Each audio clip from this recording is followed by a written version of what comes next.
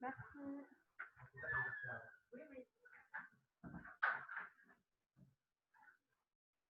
Vous m'entendez? Je suis revenue. Vous êtes là? On peut reprendre. Je ne sais pas si vous êtes encore là. On poursuit notre cours. Je suis désolée, la coupure a été un peu longue.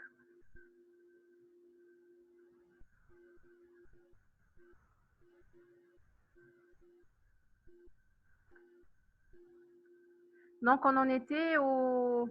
J'attends un peu qu'il y ait beaucoup plus de monde. On en était à la mastite. D'accord? On a vu les images des mastites purpurales, simples, infectieuses, inflammatoires, non infectieuses. Là, c'est l'image d'un abcès mammaire. D'accord? Et c'est tout. Donc, c'est tout ce qu'on pouvait dire concernant la pathologie bénigne sans risque carcinologique. On passe au second volet, qui est la pathologie bénigne à risque carcinologique, mais faible. C'est une seule entité, c'est le papillome solitaire. D'accord? Pour la purpurale infectieuse, il y a un risque pour le bébé. Oui, pour la purpurale infectieuse, on fait une petite manœuvre qui est la manœuvre de Budin. On va exprimer, en exerçant une pression sur le mamelon, on va exprimer le lait, l'étaler sur une compresse. Si on trouve que le lait est infecté, donc l'aspect terre où il est plus translucide, il y a du pus carrément au niveau du lait, on va contre-indiquer l'allaitement. D'accord? Il va y avoir un arrêt de l'allaitement jusqu'à la guérison. Parce qu'on ne va pas infecter notre bébé. Donc, le papillome solitaire, c'est la seule pathologie bénigne à risque faible. Donc, il faut savoir que dans le cadre des papillomes, il y a le papillome solitaire et il y a les papillomes multiples. Papillome solitaire à risque faible, les papillomes multiples, ils sont à haut risque carcinologique. Le papillome solitaire, c'est une tumeur bénigne pédiculée qui est constituée de papilles et qui se situe dans le cadre, au niveau du canal galactophore terminal. D'accord? Elle est pédiculée. Donc, mesdames, elle se situe dans le canal galactophore terminal, elle se situe au niveau intraluminal, au niveau de la lumière du canal galactophore. D'accord? La prise de médicaments pourvoyeurs de galactorée. Donc, quand vous me dites, docteur Juine, médicaments pourvoyeurs de galactorée, c'est-à-dire médicaments qui entraînent une hyperprolactinémie. D'accord? Et les thérapeutiques qui entraînent une hyperprolactinémie, c'est essentiellement les inhibiteurs de la pompe à protons, c'est les œstrogènes et certains neuroleptiques. Comment ils vont agir? Ils vont entraîner une hyperprolactinémie. Cette hyperprolactinémie va donner une galactorée, mais cette galactorée, elle va pas être aussi importante que la galactorée de la femme qui vient d'accoucher. D'accord? C'est une galactorée minime. Parce que quand elle commence à accoucher, la femme, et qu'il y a une production lactogène, c'est une production de lait qui est importante. Et plus elle est importante, plus la stase est importante, entraînant ainsi une mastite. D'accord?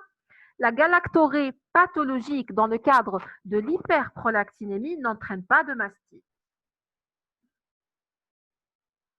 Donc, le papillome est une tumeur bénigne, pédiculée. On va la retrouver au niveau intraluminal, la lumière du canal galactophore. D'accord? Je vous en prie, docteur Layen. Donc, l'âge du papillome solitaire, il se voit beaucoup plus après la ménopause. L'âge moyen, c'est 60 ans. Cliniquement, il va s'exprimer par un écoulement mamelonnaire. D'accord?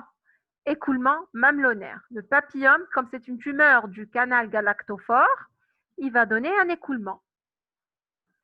C'est un écoulement qui est spontané.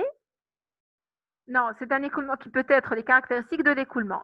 Donc, de manière générale, une femme qui vient consulter pour un écoulement mamelonnaire, qui mâle le nodule, on va le caractériser cet écoulement. On va voir, on va rechercher si cet écoulement il est uni ou bilatéral, si cet écoulement est spontané ou provoqué à la pression, si cet écoulement il est unipore ou multipore, c'est-à-dire s'il provient d'un seul pore mamelonnaire ou de plusieurs pores. D'accord? Et bien sûr, l'aspect de notre écoulement, est-ce qu'il est translucide, en eau de roche, est-ce qu'il est jaunâtre, est-ce qu'il est épais, est-ce que c'est du pus, est-ce qu'il est blanchâtre en faveur de la galactorée, est-ce qu'il est sanguinolent? Il faut savoir que de manière générale, dans les écoulements sanguinolents, dans plus de 80% des cas, il témoigne d'une néoplasie canalaire. D'accord? Donc, les écoulements sanguinolents sont très suspects. On poursuit par la mammographie du papillome solitaire. Elle est souvent normale. L'échographie, c'est une masse ovoïde avec dilatation lobulaire. Pourquoi est-ce que la mammographie est normale? Parce que c'est une lésion qui siège au niveau du canal. Ce n'est pas une lésion qui siège, elle est intraluminale. Ce n'est pas une lésion qui siège au niveau du lobule. D'accord? C'est pourquoi elle n'est pas détectée par la mammographie. Par contre, l'échographie, elle la détecte. Cette lésion intraluminale, elle va entraîner une stase du liquide, entraînant une dilatation lobulaire. D'accord? La galactographie, il faut savoir que devant un écoulement mamelonnaire, on fait un autre examen paraclinique qui est la galactographie. La galactographie, c'est une injection de liquide radio-opaque qu'on va injecter au niveau des orifices mamelonnaires, principalement un seul orifice, dans un but d'opacifier les canaux. D'accord? Et on va prendre des clichés. Quand on injecte le liquide au niveau de la lumière, il diffuse, là, il va arrêter de diffuser là où il y a un obstacle. Et nous, notre obstacle, c'est le papillome. D'accord? Donc, c'est une opacification rétrograde du canal galactophore qui saigne ou qui est obstrué. La cytologie. Donc, on va recueillir l'écoulement mamelonnaire indec par un écouvillon. On va l'étaler sur une lame, le fixer et l'envoyer pour une étude cytologique. Sachant que dans le cadre de la cytologie, elle n'a de l'importance et elle ne garde sa place que si elle est positive. Donc, un écoulement mamelonnaire sur lequel on fait une cytologie et la cytologie, elle revient négative, on ne prend pas compte cette cytologie. Si elle revient positive, on la prend en compte. D'accord? Donc, sa valeur prédictive positive est meilleure. La valeur prédictive négative, elle ne nous intéresse pas. La conduite à tenir face à un papillome, c'est une lésion à risque carcinologique, donc c'est l'exérèse chirurgicale. Là, c'est des images de papillome. C'est une image de galactographie, opacification du canal. Là, c'est le papillome. C'est une masse intraluminale qui va obstruer l'opacification des autres canaux. Là, c'est un papillome qui endo-canalaire. Le canal galactophore qu'on a opacifié. Et là, obstruction, il n'y a plus de passage. Par contre, ici, ça laisse passer, il y a plus de passage. Donc, on a vu les lésions bénignes sans risque carcinologique, à faible risque carcinologique. Là, on passe à haut risque carcinologique. C'est les papillomes multiples, c'est les tumeurs phyllodes, c'est les kystes et les hyperplasies épithéliales. Les papillomes multiples. En fait, les papillomes multiples, c'est la présence d'au moins 5 papillomes distincts. D'accord? Kif-kif, c'est une dilatation par les canaux. L'âge, par contre, c'est beaucoup plus les femmes jeunes. Et la particularité, pourquoi est-ce qu'un papillome solitaire constitue un risque faible alors que des papillomes multiples constituent un risque élevé? Parce que tout simplement, les papillomes multiples s'accompagnent beaucoup plus d'une hyperplasie épithéliale. D'accord? Et on avait dit que l'hyperplasie épithéliale, notamment l'hyperplasie atypique, est un risque élevé. Cliniquement, c'est des papillomes, c'est des écoulements mamelonnaires et on va rechercher les caractéristiques de nos écoulements spontanés, provoqués, uniformes, multiformes, unilatérales, bilatérales, accompagnés ou non de signes inflammatoires et leur aspect, l'aspect de l'écoulement. On va réaliser donc cliniquement aussi deuxième signe, comme ils sont nombreux, ils peuvent donner l'impression qu'il existe une masse. D'accord? Mais quand c'est le canal galactophore terminal qui est atteint, c'est une masse en périphérie du sein, proche de la plaque aréolo-mammaire. Bien sûr, le potentiel carcinologique subsiste, parce qu'on est dans le cadre des pathologies bénignes à risque élevé. En plus, il existe un caractère familial des papillomes distincts, ce qui impose le dépistage familial. D'accord? Comment appelle-t-on l'aspect radiologique du papillome solitaire sur la diapo précédente? Donc, une minute.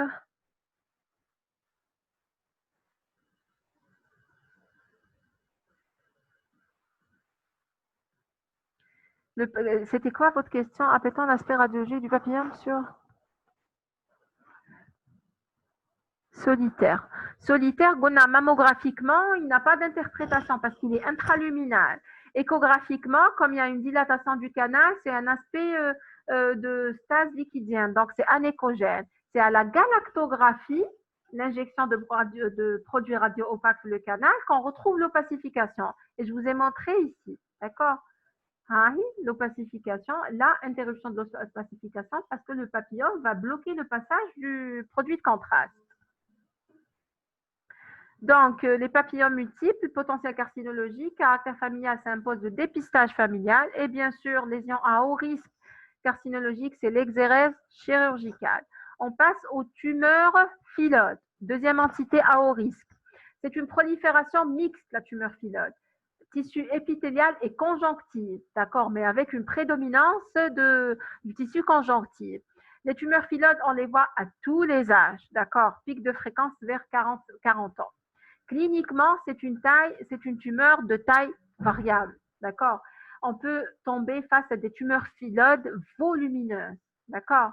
En général, bien circonscrites, elles s'enferment, mais parfois, à la palpation, il y a des zones qui sont molles. Donc, la palpation est hétérogène, des zones fermes et des zones molles. L'aspect mou, c'est en rapport avec des zones de nécrose tumorale, d'accord. La caractéristique clinique réelle de la tumeur phyllodes, c'est la croissance rapide. D'accord? Une tumeur phyllodes au début peut être prise pour un lipome. Ça a les mêmes caractéristiques, d'où l'intérêt de faire une surveillance du lipome, comme on l'a cité. Au cours de sa surveillance, si on remarque que la croissance est très rapide avec modification clinique, on répercute sur la phyllodes. D'accord? La phyllodes mammographiquement, c'est le même aspect de l'adénofibrome. C'est une opacité ovalaire, ronde, mais bien limitée, à contours réguliers. Échographiquement, c'est une masse hypoéchogène, hétérogène, dans le cas où il y a des zones de nécrose tumorale. D'accord? Sur le plan anatomopathologique, le diagnostic est porté par la présence de tissu épithélial et de tissu conjonctif. C'est pour le diagnostic anatomopathologique. On conclut à une tumeur phyllodes, sachant que l'anapathe, dans le cadre de la tumeur phyllodes, nous apporte des renseignements sur le pronostic aussi. D'accord? Et ce pronostic anatomopathologique est établi fonction de paramètres anatomopathologiques, nombre de mitoses, atypie cellulaire, intégrité de la capsule, c'est des critères anatomopathologiques. Donc, dans le cadre de l'anapathe de la tumeur phyllodes, intérêt diagnostique et intérêt pronostic. L'intérêt pronostic, dans les caractéristiques anatomopathologiques, ils vont segmenter la tumeur phyllodes en 4 stades. D'accord? On a 4 stades de tumeur phyllodes. Les stades sont croissants en fonction de la gravité de la tumeur phyllodes. Donc, le stade 4, c'est la tumeur phyllodes la plus grave. L'évolution de la tumeur phyllodes, il faut savoir qu'elle se caractérise par le risque de récidive même après exérèse. D'accord? D'où l'importance de réaliser une exérèse en zone saine. Qu'est-ce que ça veut dire? Si on a une tumeur de 2 cm, on ne va pas enlever que la tumeur et enlever le tissu à ras de la tumeur. Non, on va passer en zone saine. D'accord? Et la zone saine, ça dépend. En fonction de la taille du sein, en fonction de l'âge de la patiente, ça peut aller de 0,5 cm jusqu'à 2 cm de limite saine. Et le passage en zone saine va éviter le risque de récidive. D'autant plus que le risque de récidive dans la tumeur phyllodes, c'est que lorsqu'elle récidive, elle est d'autant plus agressive. Si elle était à un stade 1, elle va devenir stade 3. D'accord? Et le risque d'évolution TAHA aussi, c'est le risque métastatique. C'est les métastases par voie hématogène, principalement pulmonaire. La conduite à tenir face à une tumeur phyllodes, c'est l'exérèse chirurgicale large avec marge de sécurité saine, afin d'éviter la récidive. Et bien sûr, surveillance clinique, échographique et mammographique nécessaire pendant 5 ans. Là, c'était les tumeurs phyllodes. Là, c'est une image d'une tumeur phyllodes. Elle est assez importante, bien limitée, circonscrite. Et là, c'est à l'échographie, contour bossé, opacité, homogène et régulière. Les kystes, troisième entité à haut risque carcinologique. Donc, le kyste, c'est quoi? C'est une dilatation du canal ou du lobule, formant une sacculation qui est le kyste. Il faut savoir que le kyste, avec les adénofibromes, constitue les lésions les plus fréquentes. D'accord? Les adénofibrome, on le voit beaucoup plus avant 40 ans, le kyste beaucoup plus après 35 ans, mais pas chez la femme ménopausée. D'accord? Cliniquement, le kyste, c'est une masse qui est palpable, mais elle devient palpable qu'à partir de 3 cm, parce qu'elle est remplie de liquide. Ce n'est pas comme le nodule tissulaire, d'accord? Les caractéristiques, comme c'est un kyste, c'est une masse qui n'est pas ferme, elle est rénitente et elle est mobile. Sur le plan échographique, il faut savoir qu'en matière de kyste, le meilleur examen paraclinique, c'est l'échographie, d'accord? Ça nous donne une image hypoéchogène ou anéchogène inhérente aux valeurs n'importe quelle forme. La conduite à tenir dans le cadre de kyste mammaire, lorsque le kyste est simple, non suspect, on réalise la ponction du kyste de manière échoguidée avec une étude cytologique et on le surveille. Par contre, si on a plusieurs kystes avec caractère suspect, voire si persistance ou réapparition du kyste après une cytoponction échoguidée, la chirurgie s'impose. D'accord? Là, c'est des images kystiques. Maintenant, c'est de multiples kystes mammaires, des dilatations des lobules. Une dilatation canalaire. Là, c'est un kyste échographique, une image complètement anéchogène, noire.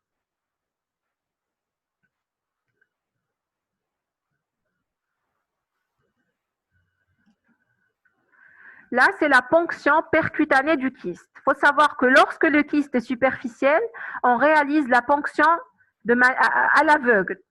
Par contre, lorsqu'il est profond, on va s'aider grâce à une échographie. On repère le kyste grâce à la sonde et on va le ponctionner pour une étude cytologique, étude histologique, voire bactério-biochimique. Ça dépend de l'intérêt de notre étude.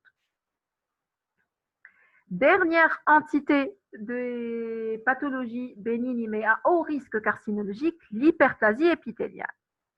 L'hyperplasie épithéliale, c'est une prolifération des cellules épithéliales, donc une augmentation du nombre des cellules qui va tapisser les canaux, d'accord, ou les lobules du sein. C'est une augmentation du nombre des cellules. Là, on dit une image. Là, c'est une coupe sagittale du canal. C'est un canal qui est tout à fait normal. Là, c'est un normal siège d'une hyperplasie, plusieurs couches.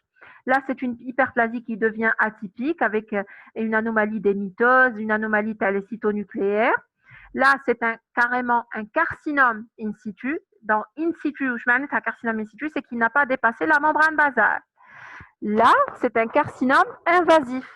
Il a dépassé la membrane basale. D'accord? Donc, l'hyperplasie épithéliale. L'hyperplasie épithéliale, c'est une augmentation du nombre des cellules au niveau des canaux ou des lobules. Donc, ça, c'est une hyperplasie canalaire, soit c'est une hyperplasie lobulaire. Cette l'hyperplasie canalaire, elle est plus fréquente que la lobulaire. Cette hyperplasie, elle peut être simple ou elle peut être atypique. L'atypique, c'est une prolifération de cellules anormales. Donc, le risque néoplasique est plus accru. D'accord? Cliniquement, elle n'a pas de traduction clinique spécifique, l'hyperplasie. Si elle n'a pas de traduction clinique spécifique, comment peut-on la diagnostiquer, cette hyperplasie? Et on la diagnostique le plus souvent grâce à l'échomammographie de dépistage. Il faut savoir que le programme de dépistage du cancer du sein, c'est une échomammographie chaque 2 ans à partir de 50 ans chez toutes les femmes. D'accord? Et en réalisant notre échomammographie, on peut trouver des microcalcifications. Ces microcalcifications, elles vont bénéficier d'une biopsie qui va être en faveur d'une hyperplasie, qu'elle soit canalaire ou la lobulaire, simple ou atypique. La conduite à tenir, c'est l'exercice chirurgical, c'est hyperplasie atypique. Si hyperplasie typique, c'est la surveillance. D'accord?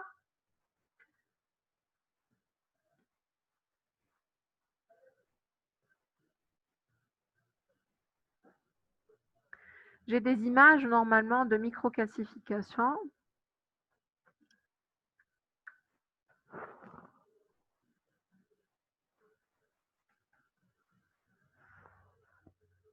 Voilà.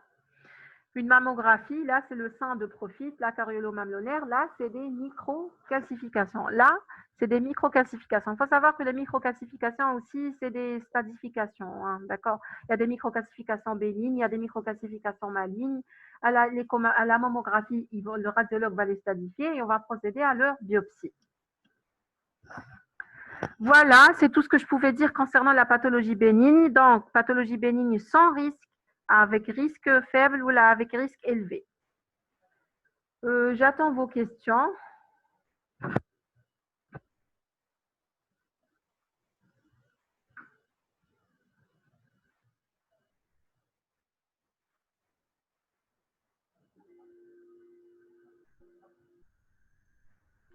Est-ce qu'il y a des questions? J'imagine que vous êtes très fatigués. C'était 2 cours assez consistants. Comment on peut faire la différence entre adénofibrome et tumeur phylloide sans cytologie? Donc déjà, l'adénofibrome, on a les facteurs par rapport à l'individu. L'âge, les facteurs de risque. L'adénofibrome, on a ses caractéristiques cliniques de la masse, on a ses caractéristiques mammographiques, échographiques. La tumeur phylloide aussi, elle a ses caractéristiques. Mais bon, de manière générale, la confirmation diagnostique de tous nodules mammaires, c'est pas que c'est la cytologie, mais la confirmation réelle, c'est l'histologie. D'accord? La cytologie, c'est l'étude des cellules. L'histologie, c'est l'étude de tissu. D'accord? Donc, la confirmation diagnostique réelle, c'est l'histologie. Déni avec haut risque. Oui. Est-ce que la dégénérescence est de règle? Non. Non. Elle n'est pas de règle. Elle nécessite une surveillance rapprochée, accrue, mais la dégénérescence n'est pas systématique. D'accord? Y a-t-il des contre-indications à la progestérone de la prise en charge? La progestérone, non, aucune. D'autant plus que les progestatifs qu'on donne sont des progestatifs naturels ou semi-naturels. Donc, il n'y a pas de… Mis à part l'accident thromboembolique aigu, c'est-à-dire que la femme, elle fait un adénofibrome et elle est hospitalisée en cardiologie pour une phlébite ou là, une thrombophlébite pelvienne, il n'y a rien qui contre-indique. D'accord? Est-ce qu'il existe des facteurs qui accélèrent la dégénérescence? Oui, il faut savoir que sur le plan physiopathologique, il y a des facteurs qui accélèrent. Il y a le stress oxydatif, donc l'anxiété, il y a la consommation d'alcool, qu'il y a l'exposition au rayonnement. D'accord? Il y a certains facteurs qui peuvent accélérer l'entrée vers la cancérogénèse. D'accord? Mais de manière générale, l'existence d'une lésion à haut risque en elle, en soi, c'est un risque. D'accord? Est-ce qu'il y a des facteurs? Merci. D'accord. Conduite à tenir, abcès, j'ai pas vu cette question, venue uniquement avec la période de cycle, j'ai pas compris. Conduite à tenir. Docteur Mélissa, vous pouvez répéter votre question, j'ai pas saisi, s'il vous plaît. S'il vous plaît, les RPM, oui, on a oublié. Donc, vous m'avez posé une question à propos de la procidence. Donc, c'est quoi votre question? Est-ce que les nouveau-nés vont subir une surveillance? Oui, dans le cadre d'une RPM, le nouveau-né, en dehors de la prise en charge de sa prématurité, s'il est prématuré, il y a une prise en charge qui est adéquate, la mise en place d'une couveuse, d'oxygénothérapie, s'il nécessite une intubation ou autre. Il y a le risque infectieux. C'est un nouveau-né qui était accueilli dans une cavité amniotique béante. Donc, ce nouveau-né, il va bénéficier de prélèvements. On va faire des prélèvements au niveau de la cavité buccale, au niveau des orifices nasaux, au niveau du cordon. Il va bénéficier d'un bilan biologique, une FNS, un taux de CRP, une VS, un taux de bilirubine. D'accord? Donc, c'est une prise en charge particulière. Il y a un risque infectieux chez lui, en dehors du risque de prématurité. Les plus incriminés, c'est les mastites infectieuses. Donc, on a des germes spécifiques et non spécifiques. Les non spécifiques, essentiellement, c'est le staph, parce que c'est le germe que l'on porte aureus. C'est le germe que l'on porte sur la peau. Porte d'entrée, lésion au niveau de la peau, il pénètre, il donne une mastite. Ça demande les non spécifiques. Les spécifiques, le premier germe, c'est le Mycobacterium tuberculosis. C'est la tuberculose. Il faut savoir qu'il existe des mastites infectieuses chroniques tuberculeuses. Si on a un abcès dans le sein lors de cycles de règles, puis il disparaît. On fait quoi, hein? Abcès lors d'un cycle. Il faut savoir que l'abcès du sein, il ne dépend pas du cycle. Hein. D'accord? J'ai pas bien saisi votre question. On fait quoi? Il y a un abcès, on le traite. Antibiotiques et mise à plat chirurgicale. On n'a pas besoin d'avoir la période du cycle. D'accord?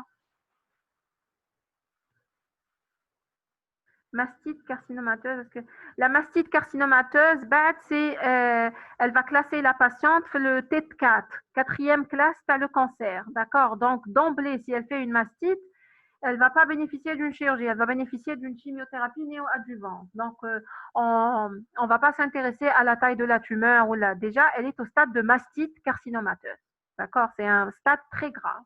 La taille n'importe plus. Donc, la question concernant la procidence du cordon. Donc, on avait dit que s'il y a une RPM, une rupture prématurée des membranes, le cordon va se prolaber avant la présentation et la présentation va le comprimer. Il va y avoir une interruption d'échange entre le placenta et le fœtus, donc interruption d'apport d'oxygène. Par conséquent, anoxie fœtale, c'est une urgence. Si la femme, elle a fait une RPM et elle est à dilatation à 8 ou à 9, on va essayer de hâter l'accouchement. On va décoller le col, la déclencher syntocilant et il faut qu'elle accouche les 3 à 5 minutes qui suivent. Si elle est à effacer à 1 ou la cour à 1 très loin, on va la césariser, d'accord, afin de sortir l'enfant, mais le milieu qui est devenu nocif. La cytoponction expose le risque de... Non, non, non, elle n'expose pas. De toute façon, on est obligé de la faire. C'était des croyances anciennes de dire faut pas toucher à un nodule, il y a un risque de disséminer. Mais en même temps, si on n'y touche pas, si on n'investigue pas, il peut évoluer. D'accord? Donc, on est obligé de le faire. Pas de sang, vous n'avez pas de sang, je suis désolée, mais j'imagine qu'il va y avoir un enregistrement. Je vous remercie. Pas d'autres questions? Merci à vous. Multiples calcifications du sein, multiples lésions nodulaires, rétro-aréolaires, comblant les canaux galactophoriques, aspect bénin, ACR2. Est-ce que ça peut être transformé ACR2, très bien, je vous ai parlé de classification. ACR2, c'est des classifications radiologiques. ACR1 et 2, c'est bénin, on fait rien. Pas d'investigation ultérieure, rien. ACR3, il nous faut une investigation histologique. 4 et 5, c'est probablement bénin. Donc là, c'est des classifications du sein, mais je ne peux pas vous répondre comme ça. Multiples classifications, ils les ont classées en ACR2. Là, c'est le radiologue. Mais le gynécologue praticien, il a d'autres éléments, un examen clinique, des facteurs de risque. Donc, c'est le trépied. En constituant son trépied, il va décider de s'arrêter au plan cytologique ou là de réaliser une microbiopsie. D'accord? Mais la transformation maligne, ce n'est pas systématique, je le réitère. Un col lent mais orifice externe ouvert chez une multipare, on doit s'inquiéter. Pas forcément si elle la multipare, son col est déhissant, mais bon, c'est au cas par cas, si elle contracte ou pas, on doit la surveiller. Il ne faut pas s'inquiéter. Dans tous les cas, on ne s'inquiète pas, il y a une prise en charge, mais il faut qu'il y ait une surveillance. D'accord? Plus rapprochée que pour un cas normal. Je vous remercie, j'espère que j'ai été claire. Au privé, c'est ici.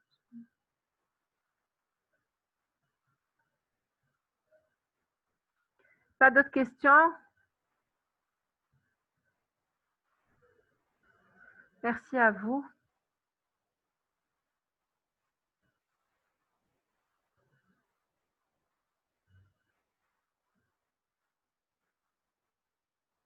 J'espère que ça a été clair concernant la procidence.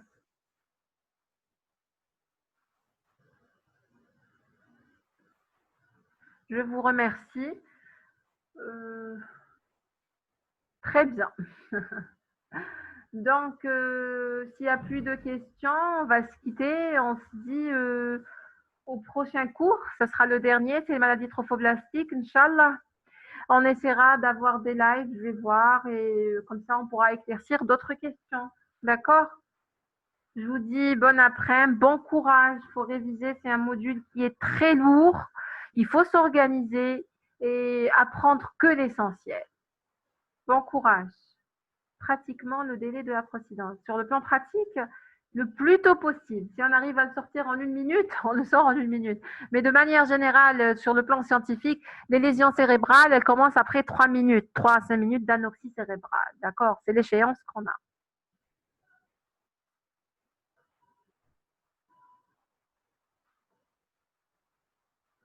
Je vous remercie. Donc, je vous dis à bientôt et bon courage.